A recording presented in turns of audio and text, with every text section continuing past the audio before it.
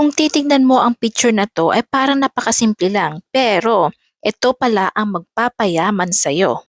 Akalain mo yun yung simpleng picture lang o selfie ay pwede palang pagkakitaan o baka ikaw gusto mo na rin mag-selfie. Siya si Sultan Gustav Al Ghazali. Isa siyang Indonesian guy at ibinenta niya ang kanyang selfie, ang kanyang mga pictures online. Nagsimula siya mag-take ng selfies ng kanyang sarili sa kanyang computer para lang gawin ng libangan. Araw-araw niyang ginagawa and it took him 5 years para gawin to makumpleto. Halos umabot na siya ng 1,000 na pictures at ibinebenta niya ito online sa NFT Marketplace OpenSea.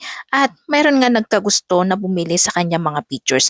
Nung una daw ay nag-aalangan lang siya at tapos ang intention lang niya sa mga pictures niya ay gagawin niyang time-lapse para sa kanyang graduation.